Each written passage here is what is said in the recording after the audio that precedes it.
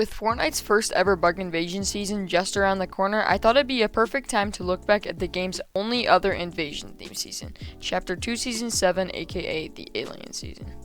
Some call it the most underrated season in Fortnite history, but was it really? Let's take a look back and find out if it deserves more love.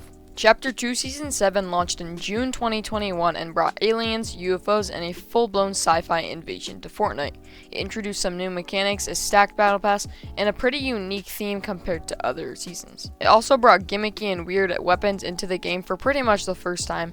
For example, we got stuff like the railgun, the ray gun, and of course mentioned earlier, the UFOs, and even more stuff like the inflatable, for example. And as someone who really loves gimmicky Fortnite items, all of these items made the season stand out to me.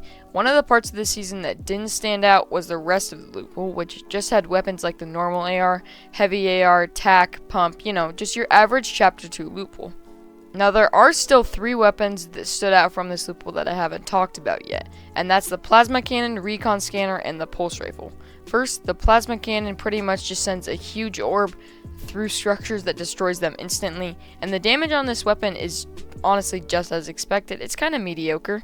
Every second you get hit by the orb, it deals 33 damage, so this weapon was mainly used for destroying someone's builds or just destroying a building for fun. The season also introduced the pulse rifle, and to be honest, opinions were pretty split at the time. Some players thought it felt clunky and hard to use, while others absolutely loved it for its versatility and precision.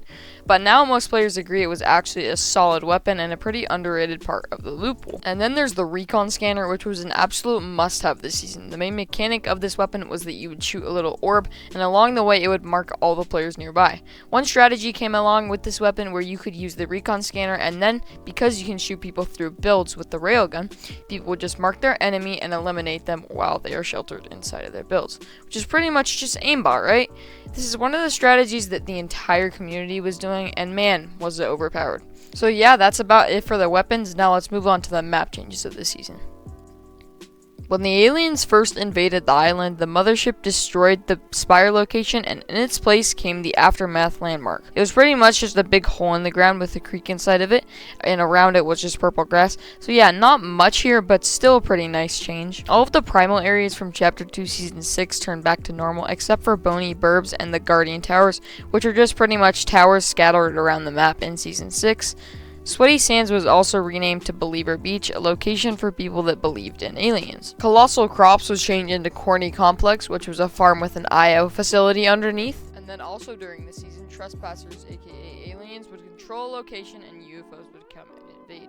So yeah, the season didn't have a lot of huge map changes, especially compared to recent seasons, but I think back in Chapter 1 and Chapter 2, the expectation for big map changes were a lot lower, and it was mostly just battle passes and new weapons players were wanting from a season.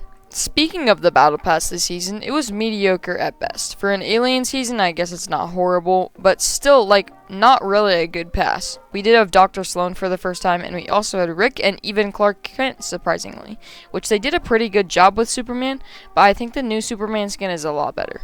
So yeah, the battle pass for me is definitely around a 7 out of 10. Now I'm just going to talk about some of the new features I haven't mentioned yet. So in update 17.10, which was about 2 weeks after the season's launch, the alien parasites were added to the game, and let me just say, these things were so annoying.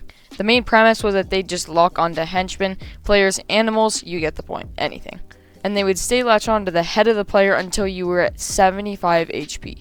So yeah, a very annoying add-on to the season, but it was still kind of interesting and fun, so I guess it was a good addition. Anyway, later on in the season, the Gravitron was added. With this weapon, you could grab things and throw them. You could also rotate the objects you grabbed, and I remember this being one of the most anticipated items of the season, and yes, that is a pretty big deal, because this season had a lot of cool items. One of the most fun and unique features of this season was the Mothership minigame. Every once in a while, players would get abducted by a UFO and sent into the Mothership for a limited time minigame.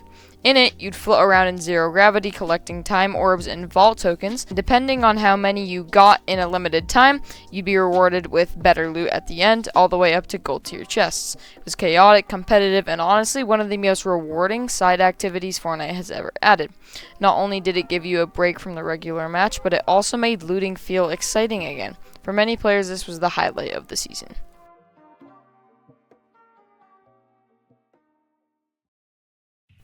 So, was Chapter 2 Season 7 really the most underrated Fortnite season? Well, it definitely had its flaws, a mediocre battle pass, limited map changes, etc. But at the same time, it brought some of the most unique mechanics we've ever seen in Fortnite. UFOs, alien parasites, the railgun plus recon scanner combo, and a sci-fi theme that still stands out to this day. Looking back, it was a season full of gimmicks and chaos, the kind of weird fun that Fortnite used to be known for.